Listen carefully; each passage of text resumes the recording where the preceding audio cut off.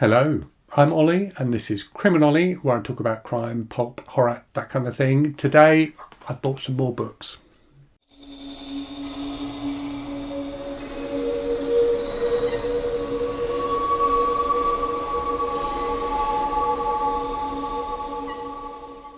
So yes, I've got a book haul video for you today, including a load of books that were sent to me by authors, plus some books I bought myself. So I'm definitely still trying to slow down my book buying, but I do seem to have acquired quite a few books recently. I had a very pleasant trip around my local town recently, visiting charity shops, and picked up a fair few things during that. I did make a short video like detailing that trip, but I thought I'd show you the books properly in this book haul video as well.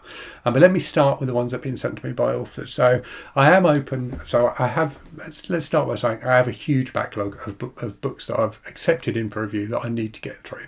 But I am still open for people to contact me and suggest books that they've written or are involved in the publishing of that I might be interested in reading. So my guidelines for that are in the description for this video. I am having to be a bit tighter about it than normal at the moment, just because I've got so many to get through. But I am still taking new stuff in, just with the caveat it might take me ages to get to. So first couple of things then. So I've got I Hear You Watching by Zachary Dillon, which is a book about someone who believes his neighbours are spying on him. I've read the first couple of pages of it and it seems like an interesting book, so looking forward to giving that a try at some point. And then this one as well, Lunch with the Deadly Dozen by Peter Berry, which is a kind of crime novel with older characters, something that seems to be, there's a bit of a trend for that at the moment, isn't there? This is about a secret group of retired experts hunting a methodical serial killer. Again, I read the first few pages and it seems like a fun read. And then the other day I got a box of books completely unexpectedly. I wasn't expecting it at all. And when I opened it up, it was from the author Mark Morris, who sometimes watches the channel, with a lovely letter that he'd written me as well. So a few books from him, all of which I'm really looking forward to. So one of the kind of things that inspired Mark to send me the box was the fact that I talked about in one of my previous book haul videos, the book Space Babies by Alison Rumfitt, which is a Doctor Who novelisation which I bought. So Mark has also written a Doctor Who novelisation, Wild Blue Yonder, so he sent me a copy of that. And then he also sent me the first 5 books in what has become known as the ABC of Horror series that he is publishing with Flame Tree Press. So this is a series of anthologies that Mark is editing. The most recent of which, so the newest one, Elemental Forces, comes out in October. So let me see if I can get them in order. It should be fairly easy because I just need to remember my alphabet. So the first one is After Sundown. The second one is Beyond the Veil. And these have all got like really fantastic authors in them. So very much looking forward to diving in. We've got Close to Midnight. Darkness Becomes, and as I said, the most recent one, Elemental Forces. So Mark, if you're watching, thank you very much again for sending me this. I really do appreciate it. So that's the stuff from authors and publishers. Let's go through the other stuff I've got, which is in a pile there and then also in a box there. So you'll have to excuse me, I'll need to reach over to the box in a little bit to grab those. So yes, a variety of different things. The first one, actually not one I bought. So this is a book I used to own a copy of years and years ago, I'm pretty sure. Andrew from the channel It Came From The Page is trying to track down copies of books from this particular series at the moment. He found one on eBay that was at like a price he couldn't resist, but the seller wasn't prepared to ship to Canada, so he got it shipped to me. I'm going to read it and then ship it on to him.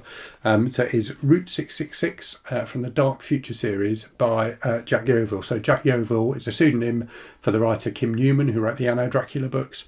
This is like an early Warhammer like spin-off type book, I believe. And as I say, I'm pretty sure I had a copy of this like years and years and years ago, but never actually read it. But yeah, you can see on the back there, it's published by Games Workshop. Okay, next then I picked up a few books by Charlaine Harris. So Charlaine Harris is one of those authors I've always been kind of intrigued by, but I've never read anything by. So I was a big fan of the TV show True Blood, which was based on her Sookie Stackhouse books. And the thing I like about the concept of Charlotte Harris, having not actually read any of her books, is she seems to blend kind of horror themes with a bit of romance and things like that. And I get the impression her books are just fun. I've got the Suki Stackhouse books digitally. I haven't read them yet. I've got a couple of mystery novels by her, which I also haven't read. I've now got these 3 books by her, which hopefully at some point I will read. So these are, I think, all about a character who's like a bit of a psychic who investigates like cold cases and things like that. So we've got Gravesite, An Ice Cold Grave, and Grave Surprise. So yeah, hopefully at some point I will get around to reading those. Next up, something that I saw in a charity shop like a month or so ago when I was going around the charity shops locally, and like managed to resist the urge to buy it. This time around, I couldn't resist it anymore. It will be perfect for Galborgus next year. It's a Charmed book. So 2 stories, I think, or 2 short novels based on the TV series Charmed, which again, I was a really big fan of back in the day. So we've got The Power of 3 and Haunted by Desire. It doesn't say anywhere on the cover of this book who the authors are. I'm not even sure if it says inside. Which is very trashy of the publisher to not credit the author at all. Yeah, it doesn't seem to say anywhere who wrote these books. But anyway, I'm sure they'll be fun. Right, let me reach in here and get the other books out of here so I've got everything together. Right, okay, so picked up a Peter Straub book I haven't read. This is Lost Boy, Lost Girl. I was trying to figure out if this is part of the series because it features a character called Tim Underhill, who I'm sure is in at least one other Peter Straub book. So let me know in the comments if this is part of the series or if it's just, if they're all standalones and they've just got the same character in. But I think this is kind of a horror mystery type thing. I picked up The Lonely Sea by Alistair MacLean. I just couldn't resist this old kind of, I don't know if it's 70s or 80s paperback, 85. So this is short stories by Alistair MacLean. Alistair MacLean, probably my grandfather's favourite author. He was a huge fan, and I've always enjoyed the Alistair MacLean books I've read. So I've never read any of his short fiction, so interested to see what that's like. Also, of a similar kind of vintage, I picked up a Dick Francis book. So this is Break-In. I don't know how well known Dick Francis is nowadays, but he was a famous jockey who then, and I think he was like the Queen's jockey at some point, whatever that means, but definitely had some kind of connection to the royal family. And then had a very successful career during the 70s and 80s, writing thriller books that were in some way based around the world of horse racing. And indeed, one of the first like adult grown-up books I read as a kid, which I read when I was about 9 or 10, I think, was a Dick Francis book. So yes, I don't think I've read this one. We'll see what I make of it when I get to it. Then I chanced upon 3 books that I don't think I've read, but I definitely read this author when I was a kid and really enjoyed him. I think the series I read was called something like Galactic Warlord. Anyway, the author is Douglas Hill, and this is a small trilogy, which is, I don't know, it's called the Colsec trilogy, apparently. So we've got Exiles of Colsec, The Caves of Clydor. So they've got really great kind of 80s kids sci-fi type covers, and Colsec Rebellion. So I remember Douglas Hill being a really solid author. So looking forward to diving into those. Next up then, I feel like there's at least one book I'm missing. We'll see, we'll get there. So some more kind of vintage sci-fi. So this is a series of books I was really aware of as a kid. I always remember seeing them on the shelves and thinking they looked interesting, but never actually read one. So the Perry Rhodan series. So this is Perry Rhodan 8, The Galactic Riddle by Clark Dalton. I know basically nothing about these books, but it's incredibly short. It's like 128 pages and quite widely spaced text as well. So I'm sure it'll be a very quick read. And if I enjoy it, maybe I'll pick up some more Perry Rhodan books if I can find them. I've got a couple of, I feel like I should have 2 Cozy Cat Mysteries on my lap. But I've only got one. Ah, here they are. Okay, fine. So I've got two cat mysteries then. So one from an author whose Cozy Cat Mysteries I have read before, Lillian Jackson Braun. So I read at least one of the books in this series years and years ago when I was in my teens, I think. So anyway, this is The Cat Who Went Underground. I think Lillian Jackson Braun is kind of the queen of the Cozy Cat Mystery. And then also one by an author I'm kind of fascinated by just because of the variety of different things she was involved in. So this is a book called Cat on the Scent which is by Rita Mae Brown and Sneaky Pie Brown. So this is a Mrs. Murphy mystery. So Rita Mae Brown, like most famously, I think, wrote the book The Ruby Fruit Jungle, which is like kind of a feminist classic, but was also one of the writers of the movie. I'm going to have to make sure I remember the right one.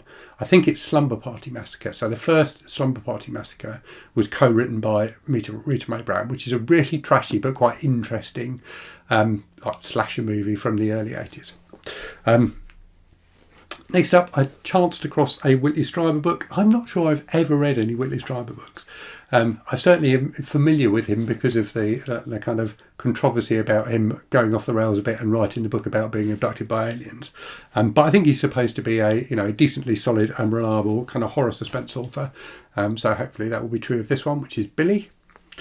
I then found a book which I don't know how it ended. I love finding like American books in the UK, and indeed I think the Rita Mae Brown book was an American edition.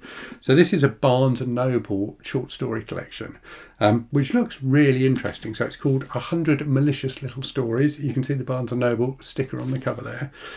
So it's selected by Isaac Asimov, Martin H. Greenberg, and Joseph D. Olander. And yeah, it's 100 short crime stories. So it seems like something that will be really fun to dip into. Next up then, from the same shop, they'd obviously had someone who was a fan of like classic mystery type stuff, who just dumped a load of stuff with them. So I got that from that shop, and also this, which I hadn't heard of, but apparently is the first detective novel. Now I've always thought that either The Moonstone or perhaps Murders of the Rue Morgue were like the first detective books. But this has that claim on the cover, and it's published by the British Library, so maybe it's true. So anyway, it's The Notting Hill Mystery by Charles Warren Adams. So I know nothing about this, but I'm sure it will be, if not a fun read, then definitely an interesting read.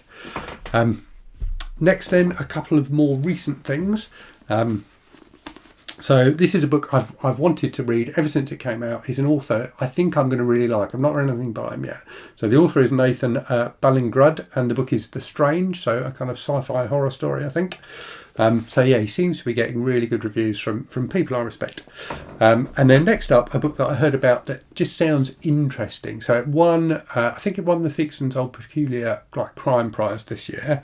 It's In the Blink of an Eye by Joe Callahan. So this is a book I like a kind of buddy detective novel where one of the detectives is an artificial intelligence. So kind of a bit trashy in terms of just cashing in on people's interest in AI at the moment. But I do think it's quite an interesting concept. I will be very surprised if this doesn't end up getting turned into a TV show. But yeah, it looks like it could be an interesting read. So that's all the books I've got. I've got a couple of other things to show you though. So firstly, I've still got my subscription to Commando Comics. So I've had 8 more issues of that drop through the letterbox since I last spoke to you, or last did a book haul anyway. So let me go through those. So we've got Blood Money. They called him Traitor. If you don't know, Commando comic is a long-running kind of British war comic. They're always like self-contained stories within each issue. They're always interesting. Operation Firebrand. Pressure Point, which is a Cold War one. I don't think I've read a Cold War Commando comic before. I think I've only read First World War and Second World War ones. Bait, and some of these will be like classic, what they like label as classics, so like reprints of older ones from the 70s and 80s, and some of them will be newer ones. Nothing But Trouble, The Treasure of Devil Island, and Lucky Coin. So yeah, very much looking forward to diving into these. And then the final thing I bought is not something I can read or something I can watch, but it was just so fun I couldn't resist buying it. So it's a Super 8. It's a Super 8 reel of a movie called Canadian Mounties versus Atomic Invaders. Which I initially thought was going to be a kind of sci-fi thing, but actually I think it's just Cold War anti-communist propaganda about foreign spies setting up a missile base in Yukon so they can attack America from it. This whole series is on YouTube, so I managed to find it on YouTube, and it's hours and hours long. So this is obviously a very, very cut down version of it, which I don't have a Super 8 projector. I'm not going to buy one just to watch this, so I will never watch it, but I may dip into it on YouTube. But it was just too lovely a little artifact for me not to pick it up. So that's another book haul for you. Hope you enjoyed that. Let me know if you've read any of the books I showed, if there's any you think I should prioritise. And as always, thank you very much for watching. I hope you're safe and well out there. I hope you're reading good stuff, and I'll speak to you again very soon. Cheerio.